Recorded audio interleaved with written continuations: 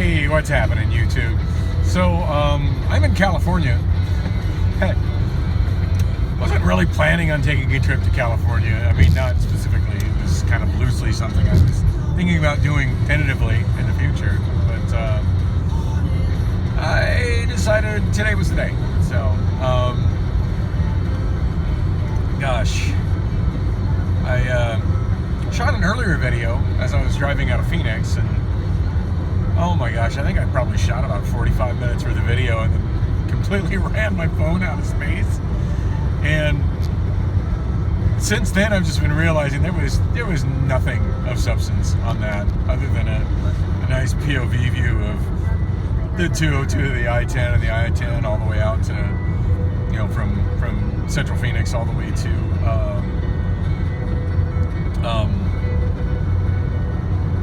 just past Sun Valley Parkway. But whatever, I can do a POV video of that pretty much any time. I really do need to get myself another phone other than my regular iPhone for shooting these videos, because the whole running out of space on my phone is making for crappy videos, and it's also inconveniencing a lot of things in my life. So yeah, that needs to happen. Anyway, so I'm near Palm Springs. I don't know, I just went under an underpass at Cathedral City.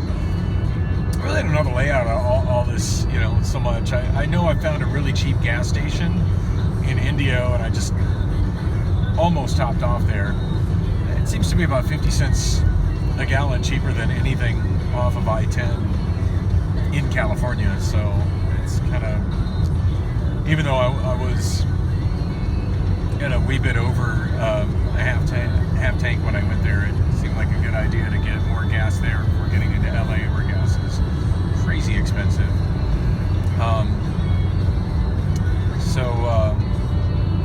Yeah, I think I'm just to the north of Palm Springs right now, and on my way to my friend Andrew's place. I can't for the life of me remember the name of the town he lives in, but it's in Orange County, and I don't know, with the exception of Anaheim, which has Disneyland, every other Orange County suburb is just kind of the same to me. So yeah, it's very much Orange County suburbia, but yeah. So since I dumped the video, I may as well cover a little bit of what was covered, or, you know, the video I dumped on the way out of Phoenix. May just cover a little bit of what was in that. So the main purpose of this trip is I'm bringing some circuit boards to him for rebuilding some abandoned rental scooters. Specifically, this board is a voltage conversion board, because a couple of the scooters that he's holding for me are because of some of the proprietary circuitry in them, from them being rental models, the voltage that's present in them is higher than what would be in an OEM model. And I've had this experience myself. If you hook an OEM dashboard to it to replace, you know, the control module from the rental company, it'll blow that board up because there's too much voltage there. It just basically, you unleash the magic smoke and you have a dead dashboard, and you still don't have a scooter that runs. Nobody really makes a replacement dashboard that runs on the voltage that's present in that scooter, but he found a circuit board that steps down the voltage. So yay, Chinese scooter parts. Found an American seller, sold me 4 of them pretty cheap, and crossing my fingers that Andrew's research is good, that this is going to be the board that we need to get these up and running on the road. They did, what do you call it? They didn't cost very much, so if they don't work, I'm not out a whole lot. So around and flip them on eBay. So anyway, that's what I'm on my way out here to do. Oh, I love this view right here with all the big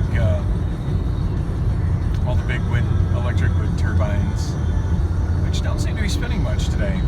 So yeah, not much power being generated here today, which on the bright side, I'm not being blown off the road here today, so that's the trade-off. Anyway, Palm Springs, city limits. I knew I was near Palm Springs. All right. Anyway, hopefully I can do this journey from here to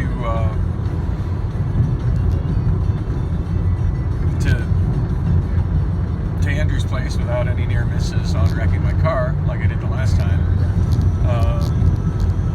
However, I've done this journey before, so I kind of know where I'm going and what turns to take. And I went right to the gas station that had the cheaper gas in Indio, so my memory's doing pretty good. It's only 3 months ago, so I should be all right. Kind of funny. Sometimes I'll drive through a place that I haven't been to in decades. Like when I went to Denver, this is maybe about 3.5 years ago. I went to Denver, and out of memory, I drove right to this small gas station in Las Vegas, New Mexico, that I remembered having gas prices notably cheaper than anything right off the freeway. And I drove right to it, and it was exactly where I remembered it being, and it was a good, I'm going to say 30-40 cents cheaper than the gas along the freeway. So it's kind of weird. Sometimes my memory's pretty good, and then other times I can't remember people's names that I just talked to, about a week ago, and they told me their names, and they get very upset about it. So I don't know. I can't explain that. I was kind of thinking about that as I was on my way out here. CD player is no longer working in the Saturn, and it has an aux in. My stock stereo, my Ion, has an aux in, but the level on it is just really low, and it seems like when I have to turn it up so loud when I run my iPhone into it that it just ends up sounding like ass. And then if I forget to turn it off, turn it down when I kick it back to the radio, it's just like definitely loud. So I don't know. To me, that's just not acceptable. I do have a little line level amplifier should solve that problem, but damn it if I can figure out what I did with it. It's buried somewhere in the clutter of my bedroom, so hopefully I'll find that again soon. Oh yuck, I'm listening to K-Love. Alright, hit scan again. Anyway, I have actually been finding some interesting radio on the way here, better than K-Love, when I've been paying attention to it. There's a classic rock station in Quartzsite, Arizona, and I can't think of the name of it, but my God, it sounds pretty automated. I mean, I don't think anybody's really doing live radio outside of major markets anymore, but man, their automated playlist is definitely off the not the same crap that you hear repeated by Clear Channel in every other market. Like when I hit scan and I landed on it, they were playing Tones of Home by Blind Melon, which is a song that introduced me to Blind Melon and made me absolutely want to hear their album. And my first copy of the first Blind Melon album, I actually dubbed from a friend of mine. That was back in the day when people had double cassette, still kind of the end of that time period, but people had double cassette decks. And the thing to do was, if you wanted to hear something and your friend had it, just make a copy of it from their tape. And I generally would buy a CD or something if I got the tape. I listened to the copy tape a few times if I liked it. And yeah, of course I got a CD of Blind Melon in short order. But man, I played that recorded cassette a lot. And it was really weird. It was probably 6-7 months later. I love how these people just zigzag around. That guy just passed me on the right to go across 2 lanes to get to the left. That kind of driving drives me nuts. Anyway, yeah, so it was maybe about 6-7 months later after that No Rain became a big hit. And of course now, with radio playlists being so repetitive and refined, and I understand the reason for that, and I'm not going to go on a tangent about that. You can Google what that's about. But yeah, as a result of that, the only song I've heard in ages by Melon on a radio station is No Rain, which to me is the weakest track on the entire album. I thought the song was pretty. That was the only song I thought on the album was mediocre. That I thought was mediocre on the album when I got it, and when that blew up and became a hit, it was a head scratcher to me. And now, 25 plus years later, long after Shannon Hoon has died, deprived the world of getting much in the way of music after that.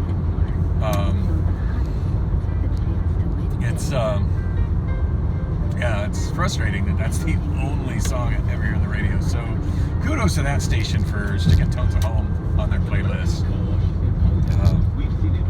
And let's see, they followed that up with ELO, Sweet Talking Woman. It's no secret to anybody that knows me. I'm a huge ELO fan, so that made me all kinds of happy. That's what I topped my gas off to right before crossing into California, where the extra taxes make for a huge jump in gas prices. And I forget what they played after that, but they had me for a good solid 5 songs. In fact, I heard a Hendrix song that I don't think I've ever heard on the radio. They played Highway Child, and it took me a while to remember to recognize the song. It's been so long since I heard Highway Child by Jimi Hendrix. So, yeah, cool station. If you're ever doing the drive from LA to Phoenix, when you're in the Blythe Courtside area, scan your FM dial. There's a pretty freaking awesome rock station. They built themselves as classic rock, so it's older rock, but man, good stuff off that station. After that, I did some skimming and kind of slim pickings for a while, because there's a whole lot of nothing between Indio and Coachella, Indio, and Blythe.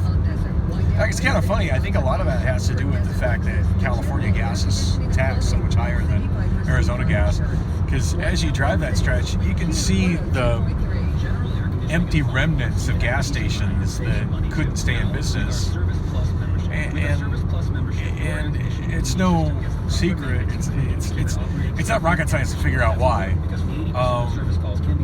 If you got enough gas to get to the Arizona border, you're not buying gas in California, because you're not far away from it being 25% cheaper. You're not, and if you're going the other direction on I-10, you most likely just topped off before you cross the state border, and you don't need gas. So consequently, there's a pretty long stretch where there are no gas stations. I mean, there's gas stations in Blythe. Blythe is a town. But I even get the feeling that the bulk of the people in Blythe drive across the border. Because, literally a half mile on the other side of the border, there's 3 gas stations. I would imagine most people in Blythe drive over there to get their gas. I know I would if I lived in Blythe. But yeah, once you leave Blythe, I don't think there's a single other gas station along I-10 until you get to Coachella. And there is I wish I could remember the name of it, or exactly where it is, but I've got it in my mind. It's one of those spots on my mental map. There's an interesting old gas station. And it's pretty dumpy too.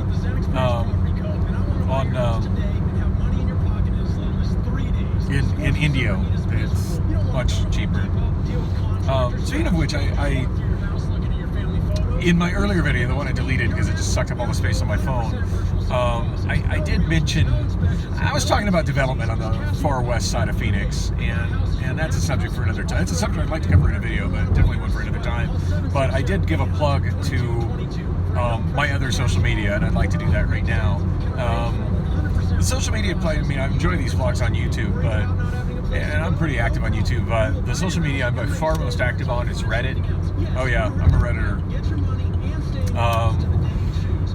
you want to follow me on Reddit, I'm Dan the Taxi Man. All lowercase, all one word, no spaces. Dan the Taxi Man. Mostly I'm in subreddits about media collecting and vintage stereo components in old audio video formats. So yeah, you can find me in cassette culture, quite frequently in cassette culture. Apparently I'm the grouchy old man this week on our Walkman. It's because just 2 posts in a row that were not Walkman, and yeah, it's a young generation that seems to think that any small personal portable cassette deck is a Walkman. That's just really frustrating to me. The Walkman was never limited to cassette players. I mean, it started with cassette players, but my favorite Walkman plays mini discs. It also records mini discs. So there's definitely more to Walkman. There's more to Walkman than portable cassette players, but there is no Walkman that was not manufactured by Sony. Anyway, done with that rant.